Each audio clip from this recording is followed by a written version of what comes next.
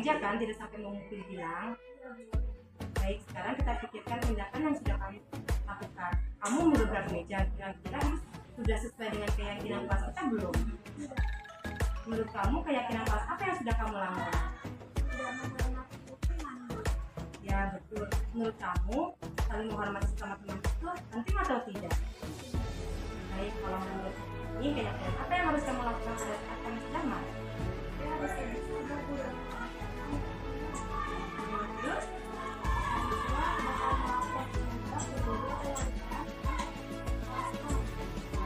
Ya bagus ya. Apakah kamu bersedia memperbaiki hal tersebut? Apa yang akan kamu lakukan? Ya, tepat sekali tidak kamu. Sekarang silakan kelas. Perkenalkan, nama saya Angel Saraswati dari kelas 9B.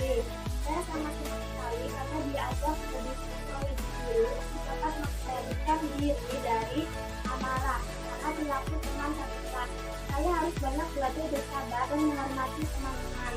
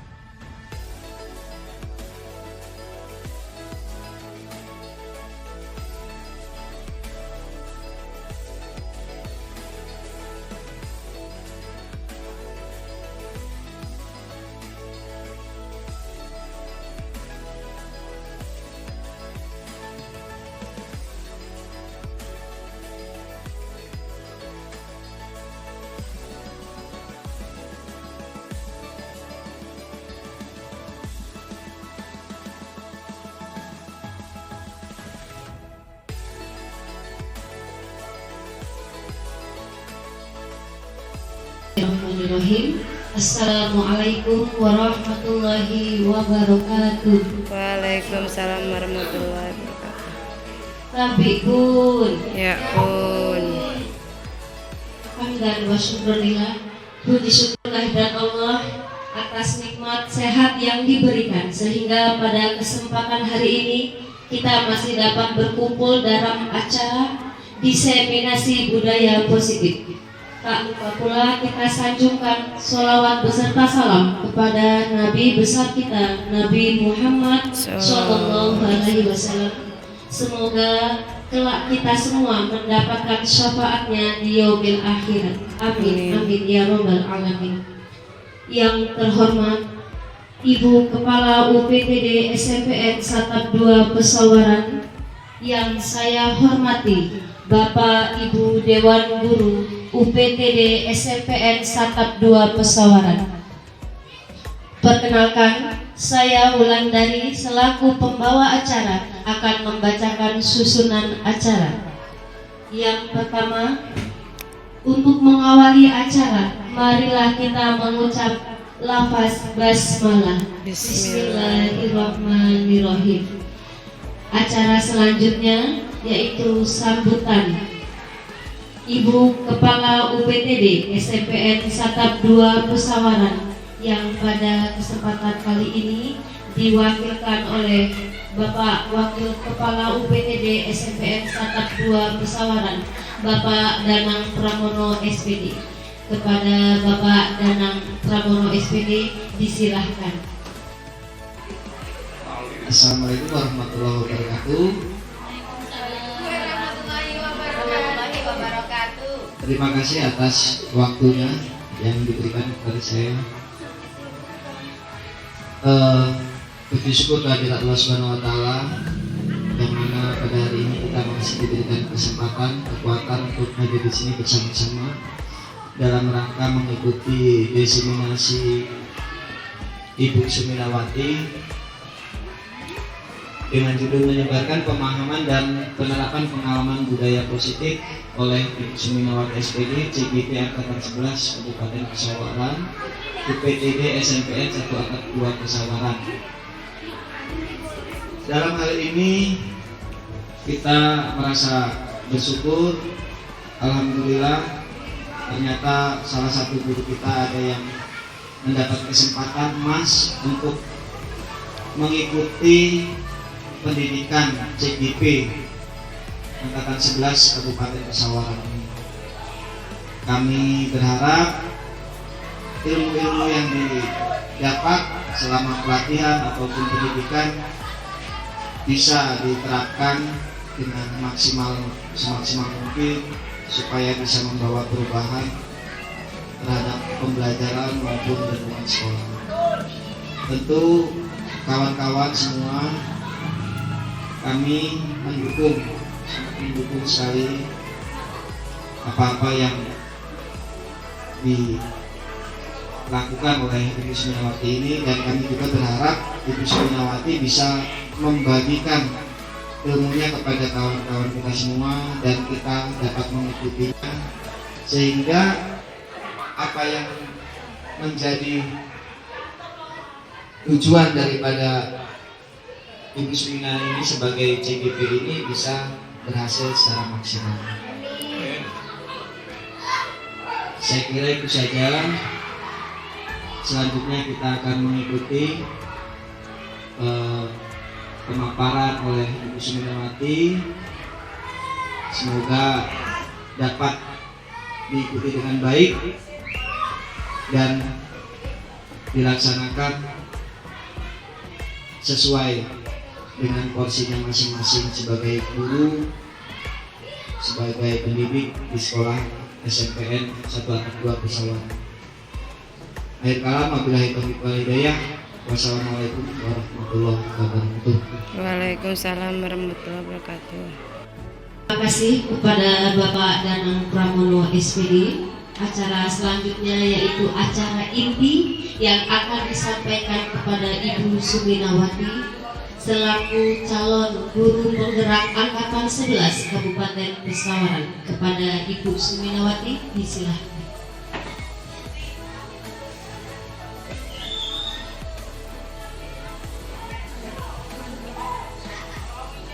Bismillahirrahmanirrahim. Assalamualaikum warahmatullahi wabarakatuh.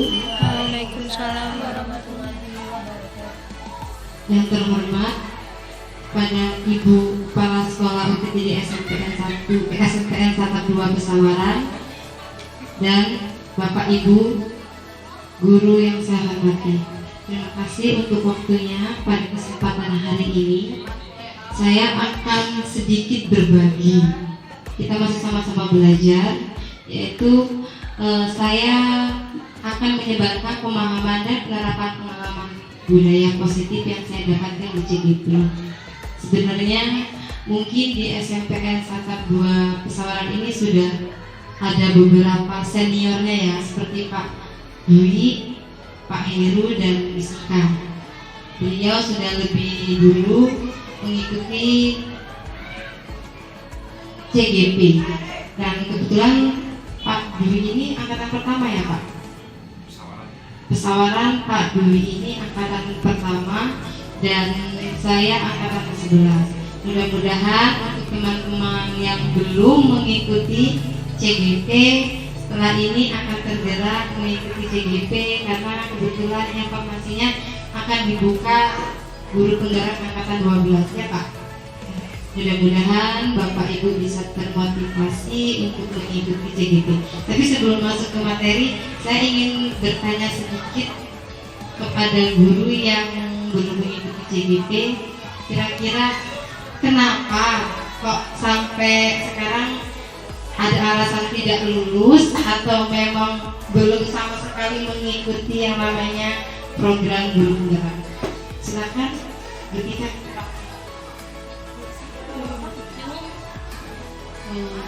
Terima kasih Bu Gina atas waktunya. Kalau saya pribadi memang belum dapat panggilan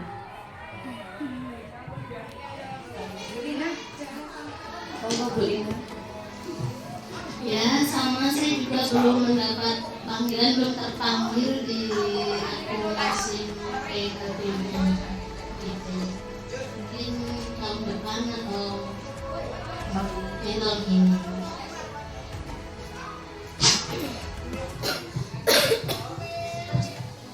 Baik, ternyata sebenarnya ada niatan ya ibu-ibu ya untuk mengikuti, kebetulan belum terpanggil. Nah, bolehlah sedikit sharing ini Pak Dwi. Syarat untuk terpanggil CGP ini apa gitu? Biar guru-guru di SMP kita ini bisa memenuhi atau mengikuti lah gitu. Terima kasih Bu Nina. Syaratnya yang pertama masa kerja 5 tahun. Kalau dia belum terdata sebelum 5 tahun, biasanya tidak akan mendapat panggilan. Kemudian aktif mengajar, jadi 5 tahun itu berturut-turut tidak berhenti. Kemudian juga syarat berikutnya adalah pendidikan minimal S1.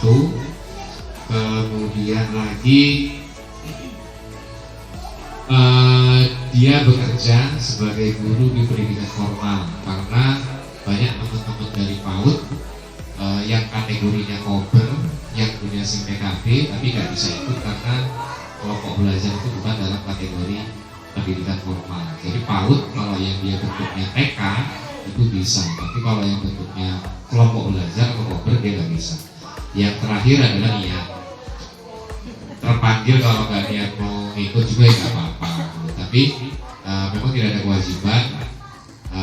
Tapi kalau terpanggil ya diusahakan untuk bisa ikut karena manfaatnya banyak. Dan informasi terakhir angkatan 11 mudah-mudahan di akhir Agustus awal September itu angkatan 12 ya akan dibuka karena hilalnya sudah muncul karena seleksi untuk pengajar praktek angkatan 12 sudah rilis, 3 hari lagi tutup atau 2 hari lagi tutup, berarti setelah itu akan dibuka untuk seleksi calon guru. Mungkin itu saja dari saya, terima kasih. Baik, terima kasih pada Pak Dwi atas penjelasannya. Semoga di angkatan 12 ini Ibu dan Bapak yang belum mengikuti bisa dapat terpanggil dan terbuka niatnya untuk mengikuti. Sebelum kita lanjut ke materi, kita breaking dulu ya Pak ya, karena kita udah jam siang, biar nggak ngantuk gitu. Jadi saya mohon kepada Ibu dan Bapak untuk berdiri dan kita melakukan breaking.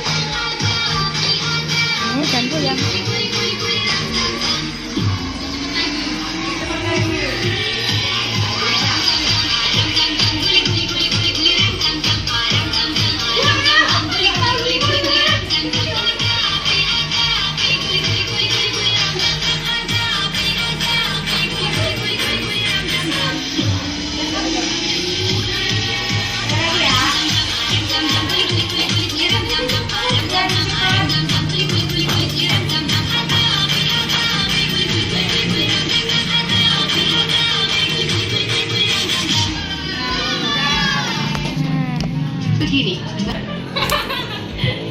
Alhamdulillah. Gimana rasanya?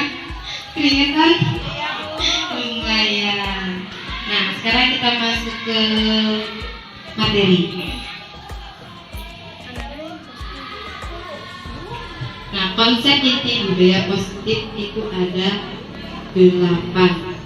1. Perubahan paradigma belajar, disiplin positif, nilai-nilai kebajikan, kebutuhan dasar manusia, motivasi perilaku manusia, posisi kontrol guru, keyakinan kelas, dan segitiga restitusi.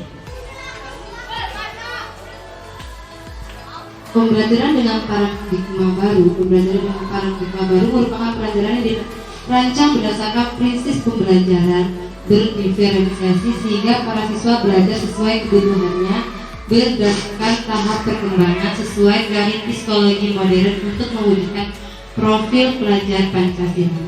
Nah, di sini ada profil pelajar Pancasila meliputi beriman dan bertakwa kepada Tuhan yang Maha Esa, kreatif, bernalar kritis, mandiri, gotong royong, dan berkebinekaan logam. Miskonsepsi tentang teori kontrol. Nah, di sini ada orang yang mengendalikan orang lain, ya Pak ya. Nah, di sini ilustrasi guru mengontrol muridnya. Jadi yang di depan yang dibenci itu adalah siswanya dan kita yang di belakang sebagai gurunya. Ilusi bahwa semua penguatan positif efektif dan bermanfaat. Ilusi bahwa kritik dan membuat rasa bersalah mampu menguatkan karakter. Ilusi bahwa orang dewasa berhak memaksa. Mengubah paradigma stimulus respon ke pendekatan teori kontrol. Stimulus respon yaitu realita kebutuhan kita sama, semua orang melihat hal yang sama.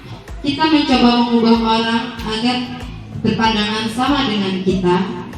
Orang lain bisa mengontrol saya bisa mengontrol orang lain. Pemaksaan ada pada saat bujukan gagal, model berpikir menang atau kalah. Dan di teori kontrolnya, realita kebutuhan kita berbeda. Setiap orang memiliki gambaran berbeda. Kita berusaha memahami pandangan orang lain tentang dunia. Semua perilaku memiliki tujuan. Hanya ada orang yang bisa mengontrol diri Anda. Anda tidak bisa mengontrol orang lain. Kolaborasi dan konsensus menciptakan pilihan-pilihan baru. Dan terakhir model berpikir menang-menang. Nah, di sini ada disiplin positif. Disiplin berasal dari kata disiplina yang artinya belajar. Kita sering sekali ya Bapak Ibu yang mengatakan anak-anak tolong disiplin. Kira-kira kita udah paham belum disiplin itu apa? Mungkin Pak Dwi itu jawab. Kalau dilihat dari pengertian di situ, mengacu pada disiplin diri yang memiliki tanggung jawab terhadap apa yang dilakukan berdasarkan nilai-nilai diyakini. Jadi yang dikatakan disiplin berarti sebelumnya sudah ada nilai-nilai yang disepakati atau diyakini. Misal kita mau masuk jam berapa, pulang jam berapa.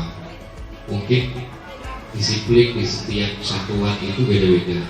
Mungkin kalau kantor kan masuk jam 8, pulang jam 4. Yang dikatakan disiplin dia adalah ya sebelum jam 8 sudah ada, setelah jam 4 dia baru pulang. Pasti berbeda dengan guru yang jam masuknya jam berapa, jam pulangnya jam berapa. Nah, itu yang dimasuk dengan kategori disiplin. Jadi bukan berarti disiplin selalu ada di kantor jam 7, tapi sesuai dengan nilai-nilai yang diyakini. Kalau nilai yang diyakini memang jam 7 ya berarti jam 7. Kalau pulangnya jam 2 ya berarti jam 2. Kalau mau pulang cepat ya nggak apa-apa. Itu yang bisa. Ya itu artinya disiplin dalam setiap orang itu punya makna yang berbeda-beda karena nilai-nilai yang diyakini dan disepakati itu berbeda-beda. Selagi masih dalam batasan nilai tersebut, ya itu masih dikategorikan sebagai disiplin. Itu buktinya. Jadi kesimpulannya itu lebih ke rasa tanggung jawab ya Kak.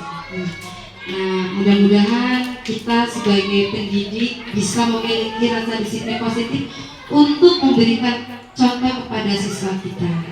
Karena untuk menerapkan disiplin positif ini kita harus memberikan contoh terlebih dahulu ya Kak, Bu. Karena kalau kita hanya ngobrol-ngobrol anak bahasanya tanpa dicontohkan, pasti anak hanya cuma omongan saja gitu. Tapi ketika kita melakukannya dengan memberikan contoh, langsung kita terjun langsung, insya Allah siswa juga akan lebih paham dan mengikuti ya Pak. Gitu. Disiplin positif merupakan salah satu cara penerapan disiplin yang bertujuan untuk menumbuhkan kesadaran serta memberdayakan siswa tanpa imbalan atau penghargaan. Jadi di sini mungkin kita selama ini kalau ada yang namanya iming-iming itu di sini kita ada rasa tidak diperbolehkan ya Pak ya, karena akan menjadi kebiasaan gitu. Jadi mereka melakukan budaya positif yang ditakutkan ketika kita memberikan reward atau imbalan, mereka akan saya mau pelajaran sana kan di pelajaran Butika ya Bu ya, saya mau lah karena kalau di pelajaran Butika dikasih bintang, kalau dikasih bintang 5 nanti bisa ditukar dengan hadiah gitu. Saya nggak mau lah pelajaran Bu Mina, kenapa Bu Minanya galak gitu ya, dia mendisiplinkan kita menyangka saya disuruh disiplin, tapi kita nggak dapat hadiah. Yang ditakutkan adalah mereka berubah bukan karena tanggung jawab mereka, tapi karena merasa ingin mendapatkan imbalan gitu. Terus sebagai pendidik tujuan kita adalah menciptakan siswa memiliki disiplin diri sehingga mereka berperilaku mengacu kepada nilai-nilai kebajikan universal dan memiliki motivasi intrinsik dalam perubahan perilaku ke arah yang lebih baik. Jadi yang diharapkan dari disiplin positif ini seluruh warga sekolah kita dapat menerapkan, dapat memiliki rasa tanggung jawab seperti yang disampaikan oleh Pak Dwi tadi. Kita masuk jam 7.30, kita berusahakan dengan rasa tanggung jawab kita yang tinggi.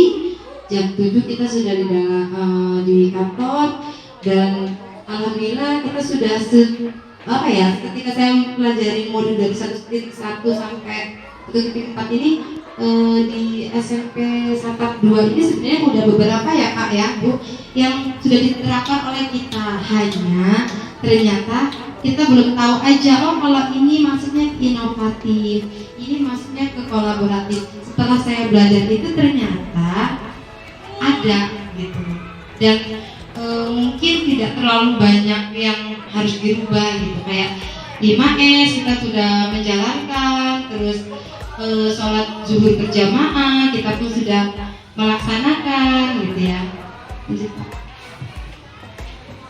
Nilai-nilai kebajikan, nilai yang disepakati bersama lepas dari suku, bangsa, agama, bahasa maupun latar belakangnya. Profil pelajar Pancasila, beriman dan bertakwa pada Tuhan Yang Maha Esa dan berakhlak mulia, berkenekaan global, gotong royong, mandiri, kreatif dan bernalar kritis. Nah dari sini setelah saya mempelajari itu ya tadi sudah banyak di SMP 2 ini yang sudah dilaksanakan. Karena memang kebetulan alhamdulillah di Santap 2 ini kita sudah memiliki 3 guru penggerak ya Pak, dan saya ini masih proses pendidikan. Maksudnya saya tidak memiliki banyak kesulitan karena saya tinggal melanjutkan program-program pada Bapak Ibu yang sudah terlebih dahulu mengikuti program CGP. Jadi saya hanya membumbui saja atau menambahkan sedikit-sedikit yang perlu ditambahkan ya Pak. Terus di sini ada program PYP, toleransi, rasa hormat, integritas, mandiri, menghargai, antusias, empati, keingintahuan, kreativitas, kerjasama, percaya diri dan komitmen. Nah, di sini toleransi kita sudah melakukan juga dengan sadekan ada yang siswa yang keluarganya berduka. Itu kita sudah melakukannya dengan memberikan sumbangan ataupun ikut takjiah. Dan untuk siswa yang sakit lebih dari 3 hari, kita pun sudah melakukan untuk menjenguk. Mandiri, siswa di sini sudah mulai kita ini kan untuk mandiri, inovatif seperti yang kemarin saya lakukan. Mungkin masih sedikit ya Bapak Ibu, membuat kelompok kecil dengan ada yang namanya kegiatan merajut, terus membuat bunga dari kain panel. Dan untuk guru-guru lain saya lihat kemarin ada kayak Bu Lina ya Bu, membuat asbak sama Bu Pika itu, terus membuat rumah dari bahan bekas kardus itu. Ternyata memang alhamdulillah guru di PTD Satap 2 ini sudah mulai menerapkan yang namanya inovatif dan berkolaboratif. Keterampilan hidup dapat dipercaya, lurus hati, pendengar yang aktif, tidak merendahkan orang lain dan memberikan yang terbaik dari diri. Alhamdulillah untuk guru-guru di UPTD Satap 2 ini untuk kekeluargaannya, karena memang banyak yang mungkin kita nggak tahu, guru lain tahu, kita bertanya dan diberitahu. Seperti kita awalnya kita tidak tahu tuh cara mengerjakan Merdeka Belajar, dan alhamdulillah Pak Dwi selaku guru UPTD Satap 2 ini memberikan ya Pak ya, memberikan pelatihan kecil atau kolaborasi untuk guru-guru, dan sehingga alhamdulillah kita sudah berjalan ya Pak, dari awal PMM itu harus diisi guru-guru yang tadinya nggak bisa dan membuat aksi nyata, bahkan sekarang kinerja ya Pak yang diwajibkan. Alhamdulillah Pak Dwi memberikan ilmunya kepada kita dan kita bisa mengerjakannya di rumah gitu. Kebutuhan dasar manusia. Kebutuhan dasar manusia adalah segala sesuatu yang kita lakukan untuk mendapatkan apa yang kita inginkan. Seluruh tindakan yang kita lakukan memiliki tujuan tertentu, dan semua usaha terbaik yang kita lakukan adalah dalam rangka agar kebutuhan dasar kita terpenuhi dengan baik. Di sini ada 5 kebutuhan dasar manusia, yaitu bertahan hidup, makan, pakaian, tempat tinggal, keamanan, dan kesehatan. Kasih sayang dan rasa terima kasih. Rasa terima kasih, dipedulikan, berbagi, kerjasama menjadi bagian dalam kelompok. Penguasaan, harga diri, ingin untuk dianggap, memiliki prestasi, diakui dan didengar. Kebebasan, mandiri, memiliki pilihan, mencoba hal baru, mampu mengendalikan arah dirinya. Kesenangan, bermain, memuat antusiasme dan ketawa. Alhamdulillah untuk guru Satap dan siswa seni ini sudah hampir semuanya dilakukan.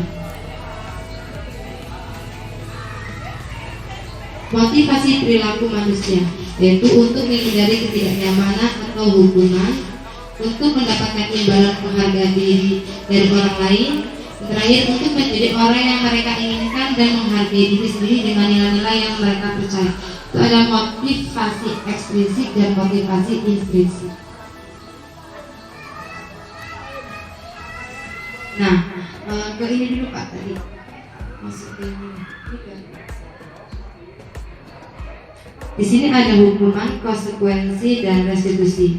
Hukuman tidak terencana atau tiba-tiba, murid tidak tahu apa yang akan terjadi, tidak dilibatkan, bersifat satu arah, berupa hukuman fisik atau psikis. Di sini yang dimasukkan hukuman adalah ketika siswa melakukan pelanggaran, tapi tanpa kita memiliki kesepakatan kelas dulu, kita langsung menghukum siswa, yang sudah banyak terjadi. Nah, dalam materi ini saya memang agak tertampar ya Pak.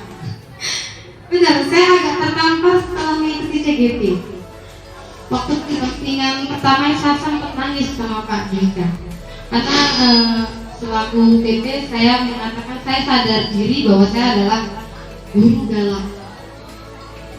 Memang mindsetnya BK itu adalah guru galak ya Pak Dika. Dari zaman-zaman kita itu guru BK itu dikenal dengan guru polisi sekolah. Nah, di sini saya merasa bersalah kepada siswa. Yang pertama, memang sering ketika siswa melakukan kesalahan, saya menghukum. Mungkin Bapak Ibu sudah tahu lah ya, kalau saya di sini terkenal dengan image guru galak. Gitu. Nah, di sini bersifat satu arah, berupa hukuman atau fisik. Di sini saya yang paling sering hampir saya lakukan adalah berupa hukuman itu. Seperti contohnya push up, ya Pak Dwi, itu kan tidak sinkron dengan pembelajaran ya, tidak ada hubungan atau tidak ada kaitannya dengan pembelajaran. Meskipun sebenarnya sebelumnya anak itu sudah mengatakan, ketika nanti saya telat pelajaran ibu, saya mau dihukum push up aja deh bu 10 kali gitu. Tapi setelah saya mempelajari materi ini, itu gak ada hubungannya. Seperti membersihkan WC, itu tidak ada hubungannya gitu. Jadi ketika kita ingin memberikan hukuman, itu yang sifatnya lebih ke apa ya, sinkron dengan pelajaran ya Pak, gitu. Konsekuensi. Sedangkan konsekuensi ini dilakukan atas kesadaran bersama atau sudah ada kesepakatan di antara guru dan siswa. Ketika siswa itu melakukan kesalahan, nanti konsekuensinya apa gitu dari mereka untuk mereka. Dan sedangkan restitusi itu proses menciptakan kondisi bagi murid untuk memperbaiki kesalahan, proses kolaboratif yang mengajarkan murid untuk mencari solusi sendiri. Jadi di sini kalau restitusi itu sudah mendarah daging. Jadi siswa sudah memiliki kesadaran tentang apa yang telah ia lakukan, dan di sini siswa akan lebih sadar dan tidak akan melakukan kesalahan karena sudah tahu nih konsekuensi apa yang akan diambil. Nah, di sini ada 5 posisi kontrol. Yang pertama, hukuman membuat merasa bersalah teman, pemantau, atau manajer. Di sini saya minta tolong kepada Bapak Ibu. Kira-kira sudah di posisi manakah Bapak Ibu? Kalau memang sudah di 5-5-nya, silakan dituliskan 5-5-nya. Atau kalau memang lebih ke hukuman, ya silakan di hukuman. Kita belajar bareng-bareng. Nanti saya kasih kertas ini satu persatu, nanti silakan posisi kita tuh sudah di mana gitu. Yang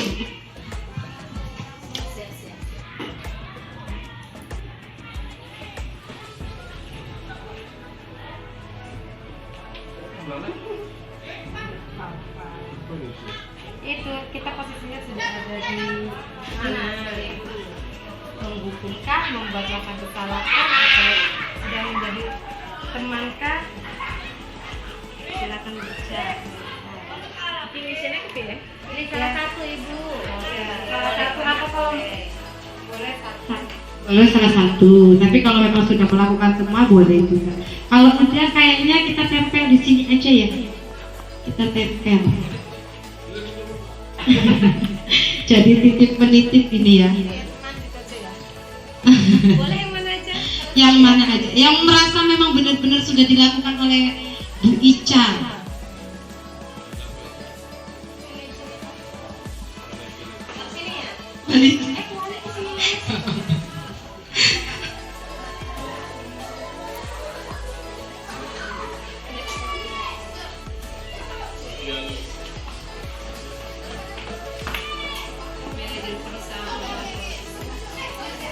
Jadi teman, jadi kenal.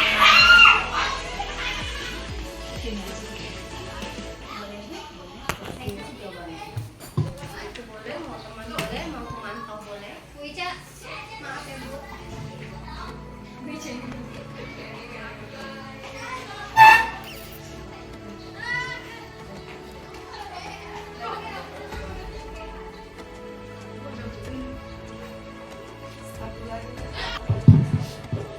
Baik, terima kasih untuk jawaban dari Bapak Ibu.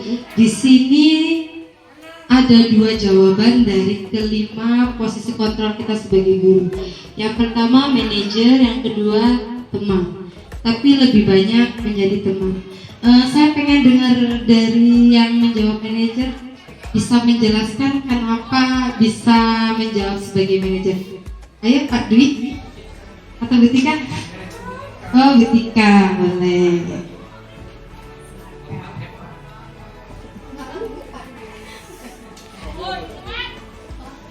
Ini hanya sepengetahuan saya saja Ibu ya. Kalau menurut saya, kenapa kita sebagai seorang guru itu harus menjadi manajer, tidak yang lainnya sebagai penghukum atau teman. Karena di sini kalau kita bukan sebagai manajer, nanti kita apa-apa bisa dikontrol juga dengan murid. Misalnya ada rasa yang apa ya antara guru dengan siswa, nanti takutnya itu muridnya kebablasan. karena yang pentingnya ibu itu ini baik boleh kita baik, tapi ada batasnya, kita cuma sesuai dengan guru. Jadi kalau bisa kita yang manage, kita yang mengatur mereka supaya apa yang kita rencanakan itu tercapai. Oke, kurang lebih seperti itu. Tapi mohon maaf kalau salah. Ada yang ingin menambahkan atau Pak Sepri? Oh tidak cukup. Ya, jadi manajer itu kita sebagai guru mengarahkan siswa. Karena kita sebagai kontrol di siswa untuk keberhasilan seorang siswa tersebut. Yang ditakutkan tadi seperti kata Bu Tika ya, ditakutkan siswa itu ketika melakukan kesalahan, kalau kita terlalu baik, dianya kurang sopan dengan kita gitu. Jadi di situ kita ada posisi kontrol, kita tuh harus mengarahkan ke siswa. Dan kita juga jangan lupa dan jangan bosan-bosan untuk selalu memberikan contoh baik, contoh hal positif. Dan sekarang jawaban untuk teman, silakan Pak Dwi. Ya, terima kasih. Kenapa saya maunya sebenarnya saya tuh jadi manajer? Benar yang disampaikan Bu Tika tadi. Tapi butuh treatment, butuh waktu, butuh kesabaran. Mungkin kesabaran saya tidak setebal kesabaran Bu Tika. Sejauh ini saya masih mencoba untuk terus meningkatkan dengan segala keterbatasan. Posisi saya saat ini masih sebagai teman, jadi saya masih sering menganggap mereka itu sebagai teman yang paling cuma diperingatkan, diajak ngobrol, diajak bercanda. Ya memang kadang-kadang ya kita harus maklumi kalau mereka kelewatan, tapi memang mungkin niatannya sih mau diteruskan, dimajukan sampai menjadi posisi manajer. Itu Bu Mina, keinginannya menjadi manajer, tapi saat ini masih hanya sebatas sebagai teman. Terima kasih. Baik, terima kasih untuk Bu Tika dan Pak Dwi itu penjelasannya. Jadi di 5 posisi kontrol ini awalnya saya ketika sebelum melakukan pembelajaran adalah, kalau saya jujur ya, memang saya penghukum. Dengan memang mindsetnya guru BK yang polisi sekolah itu ya memang menghukum. Mungkin untuk 2 bulan jalan ini saya mengikuti guru penggerak, alhamdulillah sedikit demi sedikit saya sudah mulai merubah. Dan seperti Pak Dwi, saya sekarang ada di posisi kontrol teman, belum sampai ke manajer, karena memang untuk sampai ke manajer itu benar-benar butuh perjuangan.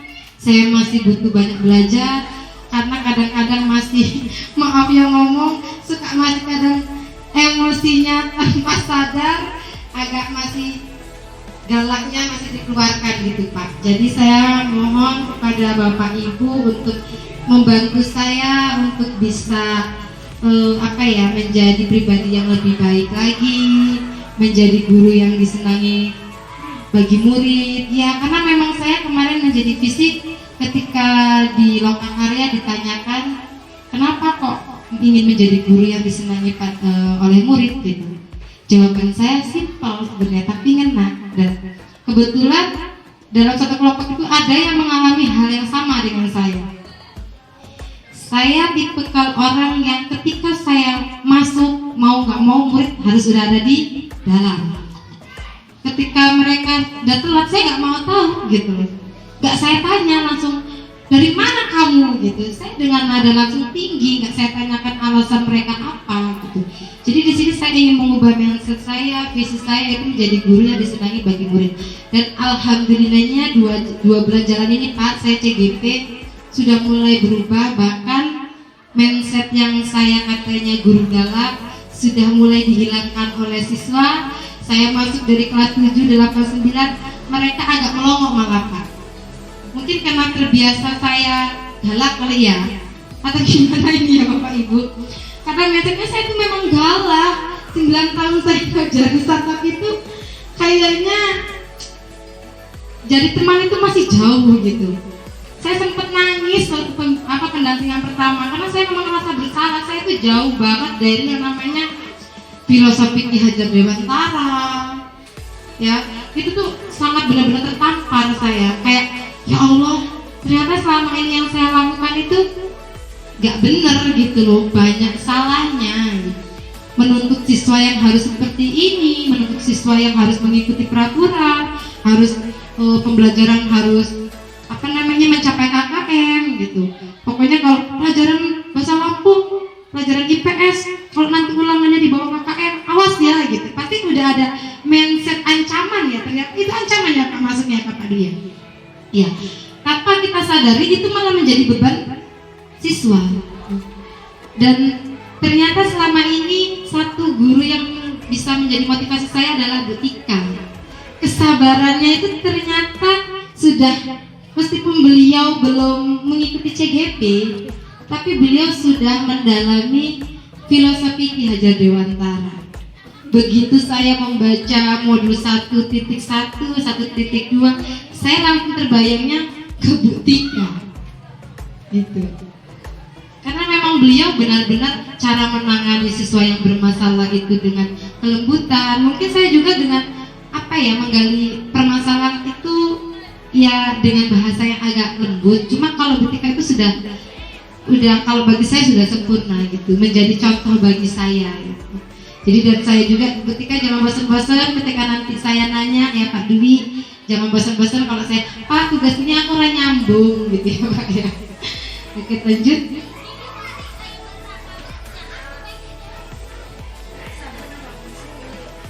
Nih, contoh penerapan posisi kontrol. Kasus siswa tidak memakai atribut lengkap saat upacara.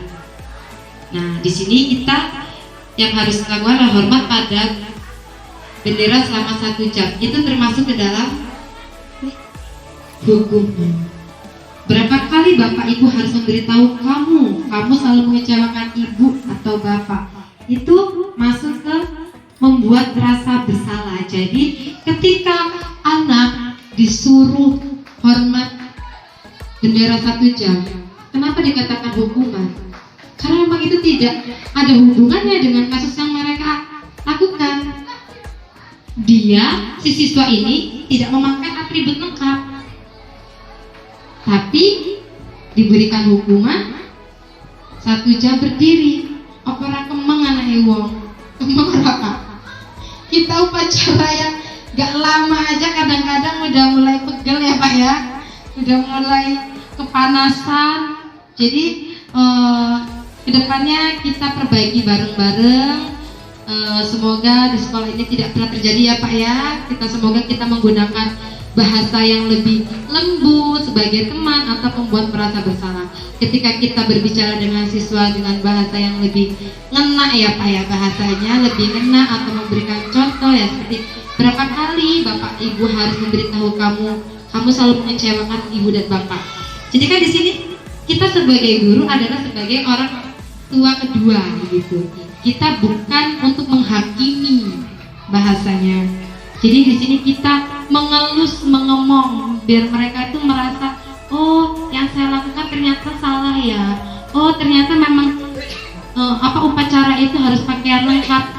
Tanpa selain upacara pun memang sehari-hari nanti ketika kita menjadi seorang teman, kita memberikan contoh, mereka akan mengikuti peraturan sekolah gitu, memakai seragam yang sesuai gitu, yang diharapkan. Semoga memang kedepannya kita bisa menjalankan ilmu-ilmu yang saya dapatkan dari CGP ini ya Pak Dwi ya. Ya pokoknya saya kepada Pak Dwi benar-benar minta bimbingan karena beliau yang memang bahasanya lebih senior di sini. Seniornya sekolah UPTD ya CGP adalah Pak Dwi. Lanjut Pak.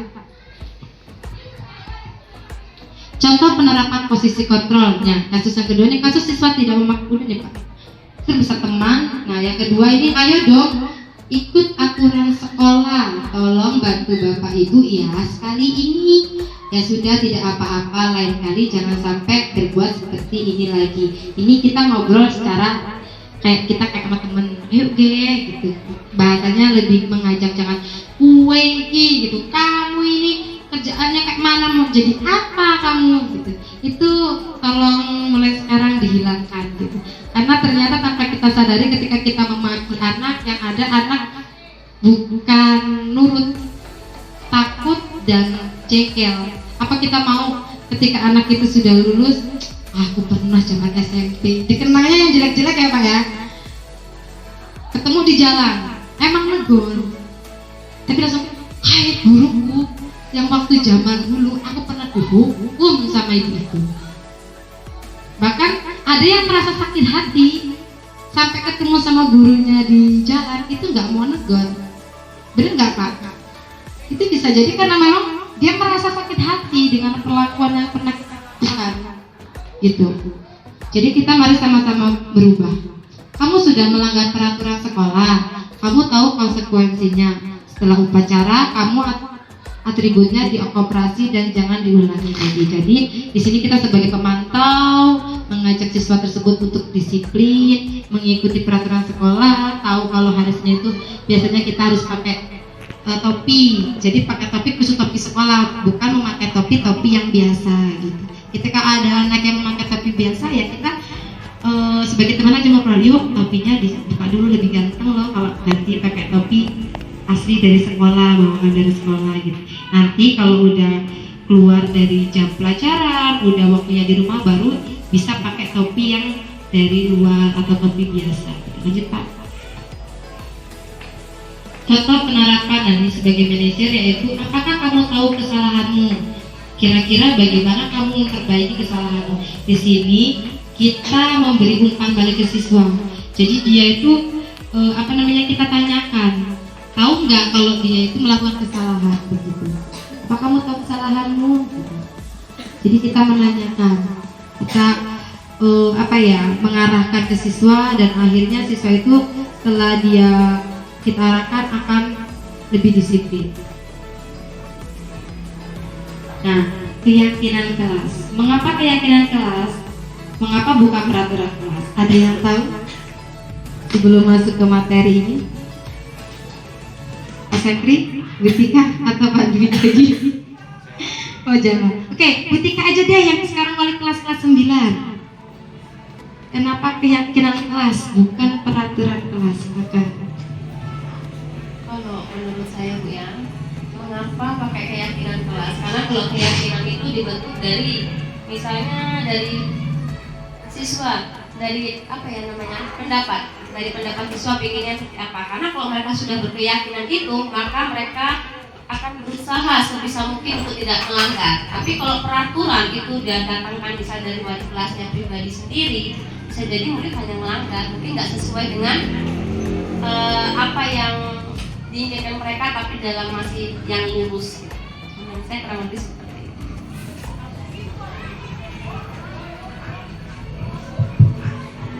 baik, benar ya Bu ya jawabannya Butika ya.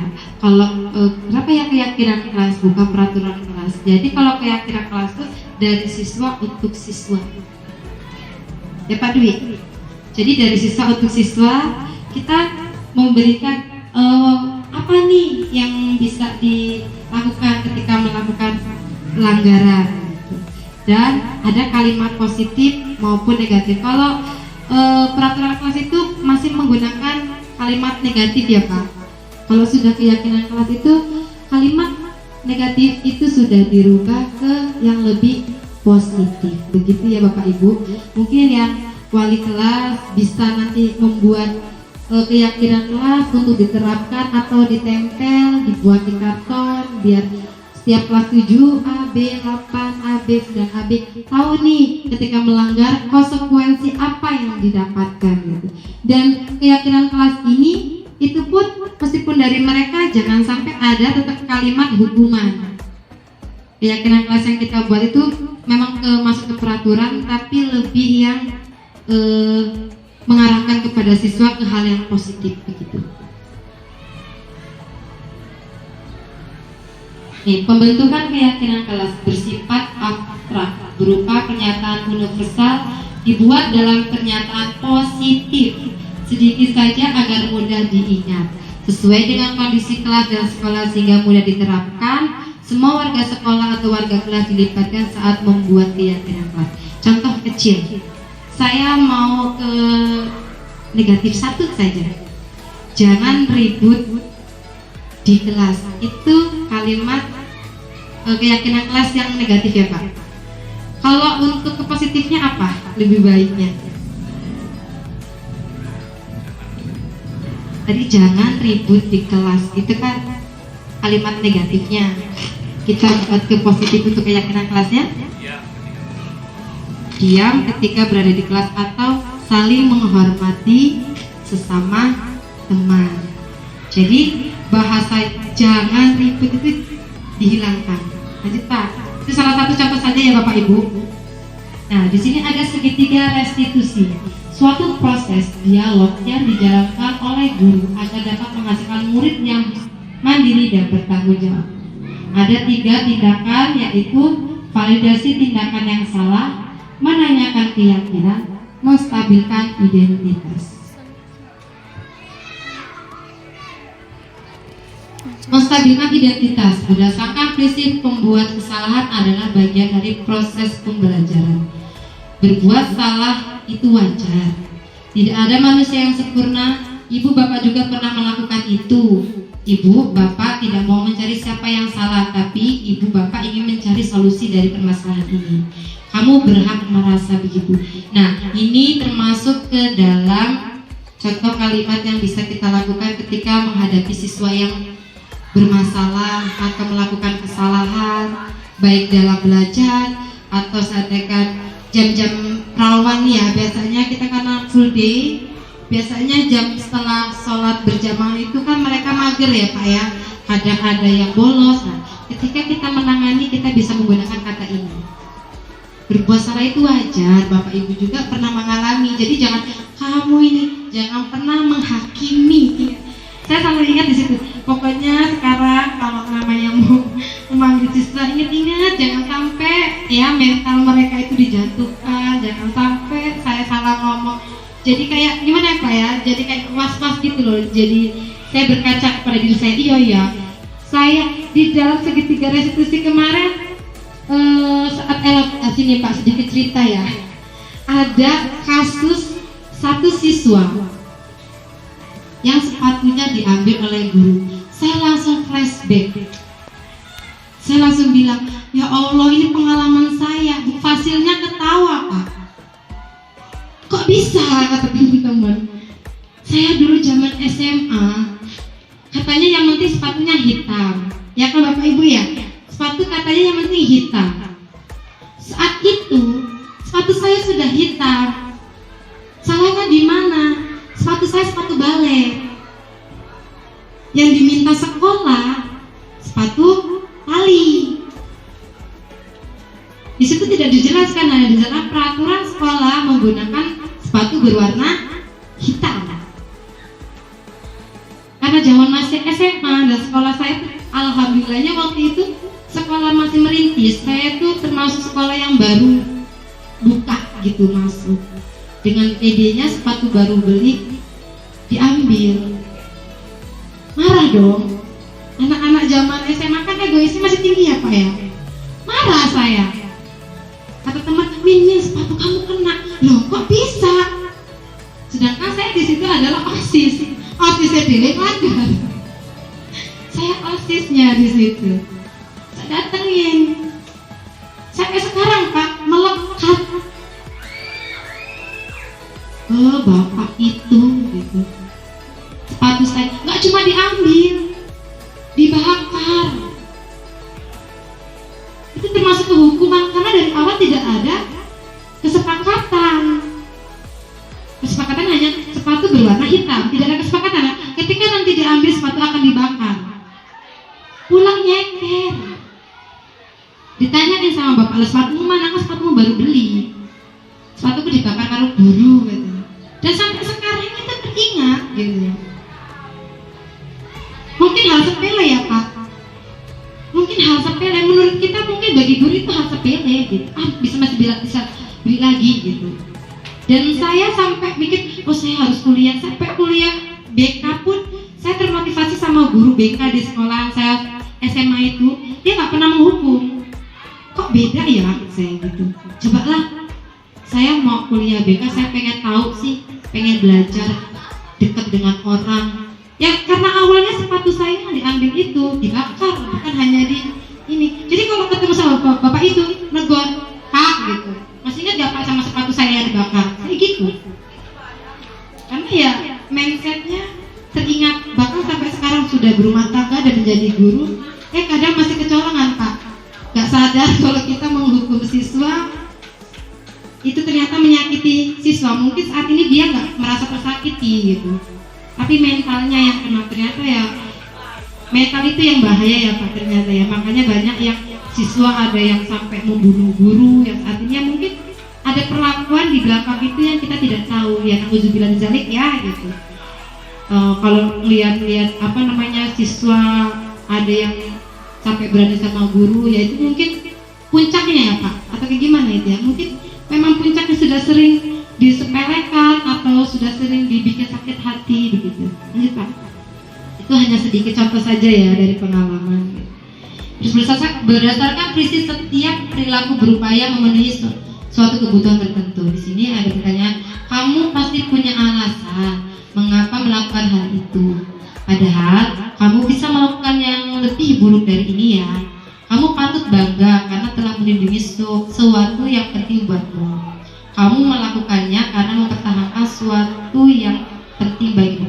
Contohnya kayak siswa di sini banyak lah ya siswa yang kolok-kolokan dengan menggunakan nama orang tua. Biasanya ya Bu ya, Pak. Kadang-kadang nanti siswa, ibu itu berantem, bapak itu berantem. Ya kita panggil, jangan malah kita ikut ribut di tempat gitu. Ya itu kita panggil, kita tanyakan kenapa, kita gali permasalahan itu awalnya dari mana. Kalau bisa ya kita bagaimana caranya saat itu selesai. Jangan sampai ketika sudah kita panggil tiba-tiba di luar malah tawuran. Kan banyak yang terjadi seperti itu ya, karena merasa oh tadi si ibu ini apa namanya habis marahin aku gara-gara itu, aku nggak terima. Karena awal mulanya kamu ngomongin bapakku kan karena kamu duluan, aku nggak terima begitu. Jadi di sini kita memberikan pemahaman pada siswa dengan kalimat kamu pasti punya alasan mengapa melakukan hal ini. Kayak ribut nyontek biasanya ya Pak ya, banyak tugas-tugas Bapak Ibu kan tugasnya PR tapi jadinya PS, pekerjaan sekolah. Akhirnya ribut, ibu itu nyontek, ngaduan gitu kan. Ya enggak, banyak anak laki-laki pasti bilang kayak gitu. Pokoknya ya kita di sini sama-sama belajar memperbaiki diri. Lanjut Pak. Menanyakan keyakinan. Berdasarkan prinsip teori kontrol bahwa pada dasarnya kita termotivasi secara intrinsik. Di sini ada 4, yaitu apa keyakinan kelas kita, nilai-nilai apa yang telah disepakati bersama, seperti apa gambaran sebuah kelas yang ideal menurut kamu ingin menjadi orang yang seperti apa.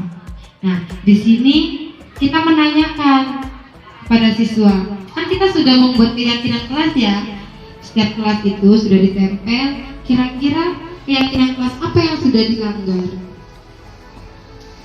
Nah di situ siswa menyadari kalau kayak ribut, berarti saya melanggar menghargai sesama Bu. Gitu. Kita berikan gambarannya, terus kita tanya kamu maunya seperti apa. Jadi kita tanyakan ya Pak ya Bu ya.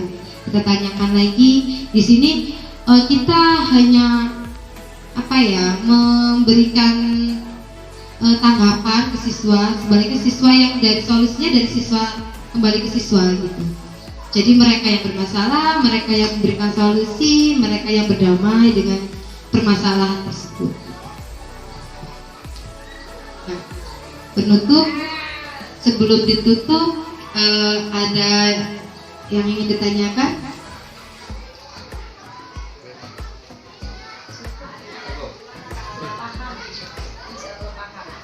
Insya Allah paham. Baik, saya tutup. Dalam penerapan program disiplin positif, hendaknya guru memiliki standar kepribadian, profesional dan sosial yang baik, di mana guru mampu merefleksi dirinya dalam posisi kontrol saat ini. Bagaimana perjalanan dirinya sebagai among atau manajer yang menuntun bagi murid-muridnya menjadi insan yang mandiri, merdeka, dan bertanggung jawab. Ini sesuai dengan standar nasional pendidikan yang diharapkan. Saya sebelum menutup ini, saya mohon bimbingan kepada Bapak Ibu rekan ketika saya melakukan kesalahan atau memang ketika saya melakukan sesuatu yang tidak sesuai dengan lima kontrol guru, jangan segan untuk menegur saya. Jika memang ada kekurangan dari saya, juga gak usah takut-takut menegur saya gitu. Di sini saya sudah banyak belajar cara menerima diri, cara menerima kritikan. Insya Allah akan saya jadikan sebuah pelajaran atau akan menjadikan motivasi kedepannya merubah diri saya. Begitu saya kembalikan kepada moderator Ibu Ika.